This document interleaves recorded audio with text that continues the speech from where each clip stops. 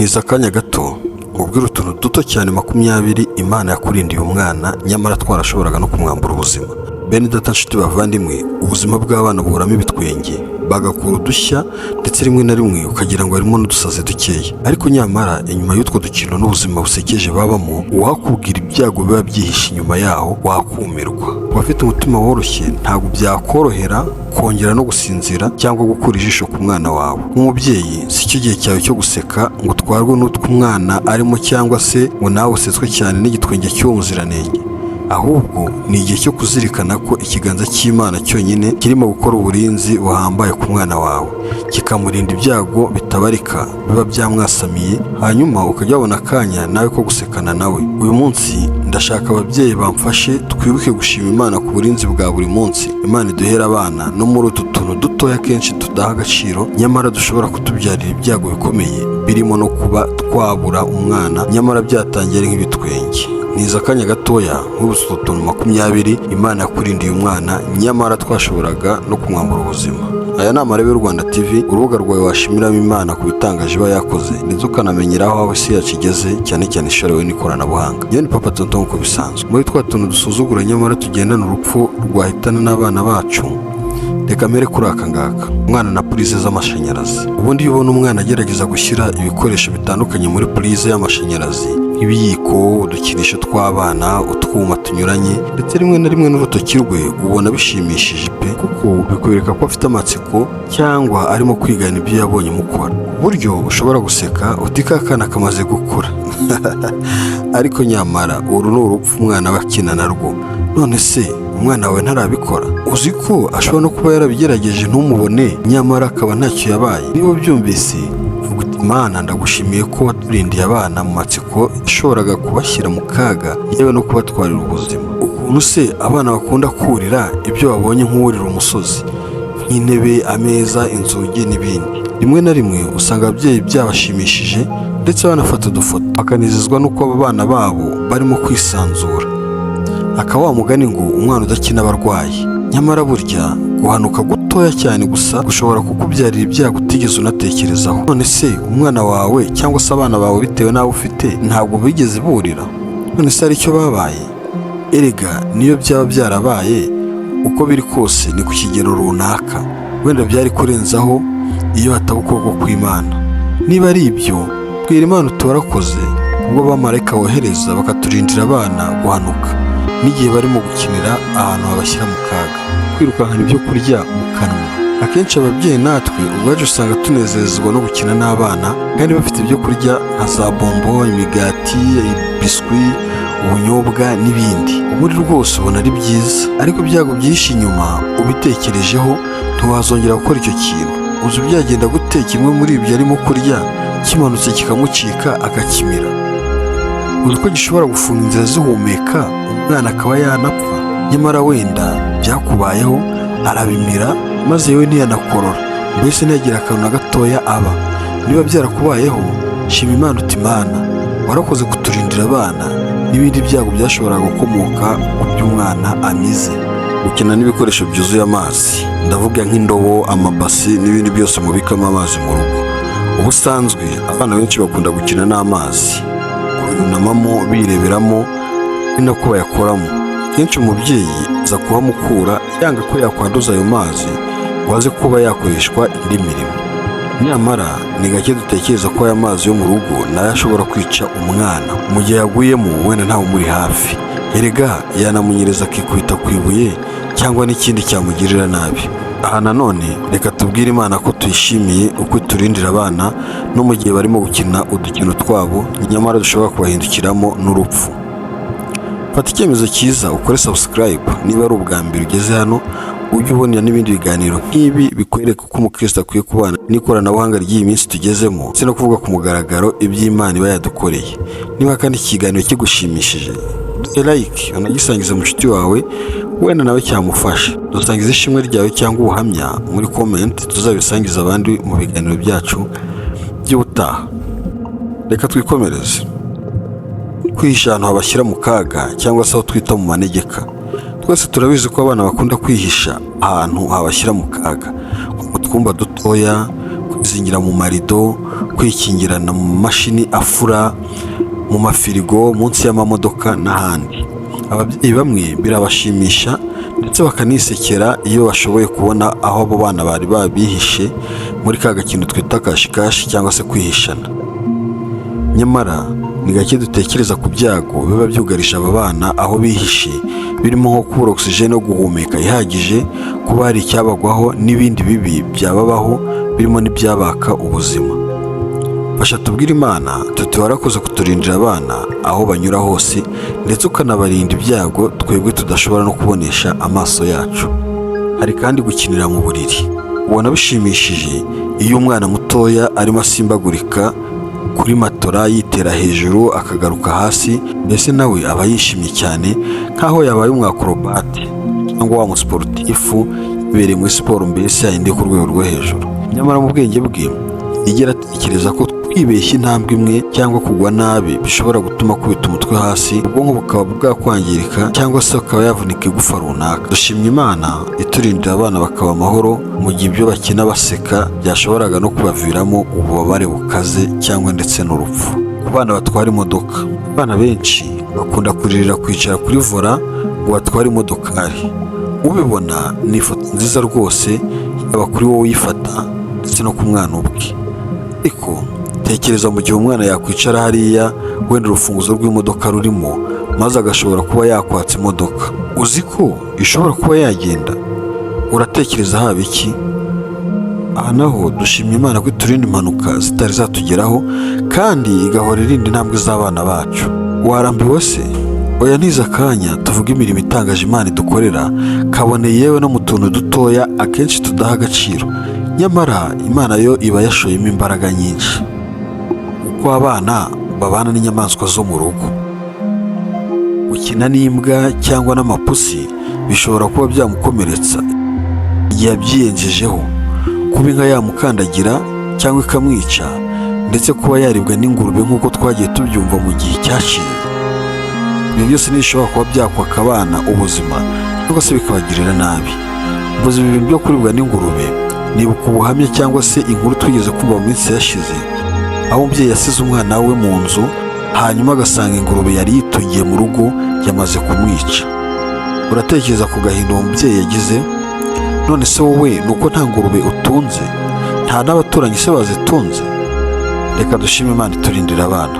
Gukina n'ibipirizo, ibi nabyo bishobora kuba byamutera ibibazo kuko ashobora kuba yamira agace k'igipirizo yamaze guturitsa kakaba kamuheza umwuka, cyangwa se kakamutera ibindi bibazo bikomeye. Igisura cyumvishe. None se nibuka ukuntu abana baririra ibipirizo ndetse tukabibaha nk'ibintu byiza byo kubashimisha, yaba ku minsi mikuru yabo y'amavuko, yaba mu birori bitandukanye, cyangwa se yaba n'ikindi gihe cyose umwana abonye igipirizo. Uratekereza ko umwana wawe yakwicwa n'igipirizo wamuguriye? Abana birirwa bagenda batambaye inkweto akawenda kanagusetsa kuko wenda nawe wakuze ntazo wambara. Nyamara abo bana baba bashobora gukandagira mu misumari, kwicwa n'ibirahure cyangwa ibimene by'amacupa biba byandagayana hariho hose birirwa banyura. Ibi bisongoye nabyo ntibyabura, kwikatisha ibyuma byo mu rugo n'ibindi. Ibyo byose ni ibintu biba biri aho bishobora kwangiza aba bana ndetse no kubambura ubuzima rimwe na rimwe. Niba wumvise neza, fasha tubwire Imana tuti warakoze Imana kuturindira abana no mu gihe barimo bakina n'ibindi bintu waremye. Kuba abana bariyoroshe mu maso nyamara ntibahera umwuka igihe basinziriye. Wibuke ko akenshi nawe usinziriye utazi birimo kuba nubwo uri umubyeyi wabo. Aha dushimye Imana dukomeza gukora monitoring cyangwa se igenzura umwuka duhumeka, kabone n'iyo twebwe dusinziriye. Mbuze umwuka duhumeka, nibuka ikiganiro twakoze mu minsi ishize, gukangurira kujya kukireba. Ndagushyirira link yacyo muri description, urebe umwuka duhumeka, urebe uko Imana iba yakoze ibintu bikomeye, urebe ndetse n'agaciro uba ufite n'imbaraga Imana iba yashyizemo. Naho se kwa kundi abana bajya barota bakabyuka basinziriye, rimwe na rimwe bakaba bava aho baryamye? Ubibona wabona nyine ari ikintu gitangaje, rimwe na rimwe ukibaza ikibitera, ariko ugasanga ntujya utekereza ibyago bishobora kuba ku mwana uri muri ibyo bihe. None se ntiyahanuka kuri esikariye bitewe n'ahantu arara? Ntiyagonga igikuta se cyangwa wakora indi mpanuka runaka? Ibi reka bitubere impamvu yo gushima Imana ku jisho ryayo riduhoraho kabone no mu mwijima hatabona. Ntabwo twavuga ibi ngo twibagire uko abana bakinira mu gikoni hafi y'imbabura cyangwa amacupa ya za gazi. Usanga bishimiye gufasha bakuru babo cyangwa se abamama babo mu guteka, ariko se utekereza ukuntu agakosa kamwe kandi gatoya gashobora gutuma umuriro wose cyangwa inkono yuzuye ibyo kurya bishyushye bimeneka ku mwana maze agakongoka. Tuvuge ko wenda adahise anapfa. None se kuvuza ubushye byo ugira ngo biroroshye? None se Imana yabikurinze ubwo ntabwo yakoze? Akantu se ko gukurura ibitambaro biteguye ku meza, iyo umwana abikora ubona rwose ari byiza, nawe yisimbukuruza akenshi atanahashyikira neza, mbese nk'urimo kuvumbura. Ariko burya urupfu narwo ruba rurekereje. Reba ifoto akuruye hateretseho ibisorori binini birimo ibyo kurya bishyushye cyangwa ibindi binyobwa bishyushye nk'icyayi, igikoma n'ibindi. Niba warigeze kubona umwana wahiye nkanjye, fasha dushime Imana ko iki yakiturinze. Ntabwo se wabonye ukuntu abana bakunda za telekomande cyangwa se twita remote controller z'amateleviziyo n'ibindi bikoresho dufite mu rugo, ku buryo birirwa banazirwanira iyo babana barenze umwe? Nibyo birashimisha iyo ubonye umwana mutoya azi gufungura ibyo ashaka kuri televiziyo cyangwa se TV screen, ashakisha amasheni atandukanye, yirebera n'ibindi. Urishima, umwana wanjye amaze gukura, mbese ni umusirimu. Ariko burya icyo utazi, uzi ko ariya mabuye aba muri telekomande ashobora mu buryo bwihuse kukwicira umwana igihe ayariye? Kuba bitarakubayeho se ugira ngo hari ikindi? Oya, ntacyo. Ni ukuboko kw'Imana kwabaye ku bana bacu, tukabarindira no mu bintu bisanzwe nk'ibyo ngibyo. Turayishimiye. Kurira amadirishya na za balcon cyangwa se urubaraza.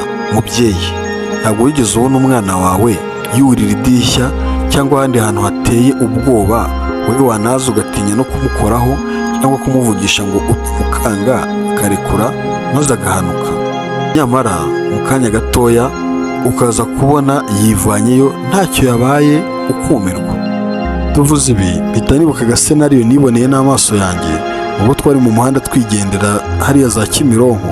Twabonye umwana w'umuhinde uri mu kigero cy'imyaka hagati wenda y'ibiri n'itatu, ubwo yasohokaga mu nzu y'ababyeyi be, mu nzu ya gatatu, ndavuga ubwo muri nivo ya gatatu cyangwa se muri etaje ya gatatu nk'uko tubivuga, maze arasohoka yihagarara kuri bariko, afata amaguru yaseseka muri bya byuma biba biri kuri bariko cyangwa se ibyo twita garde fou, ariyicarira rwose amaguru anagana areba mu muhanda. Abari mu muhanda twese twamubonye, twifashe mu maso, tubura ikintu dukora. Ntitwari guhamagara iwabo, ntawe tuzi, nta nimero za telefone. Ubu twarahagaze akanya gatoya ngo turebe ni igiki kigiye gukurikiraho, uriya mwana arabaho gute? Umuntu wese yaratekerezaga ngo uyu mwana aramutse ahanutse byagenda gute? Mu gihe twese turimo kubivugana, twaje kubona umwana yarahagurutse yitonze, akura amaguru muri bya byuma, yisubirira mu nzu mbese nkaho nta n'icyabaye.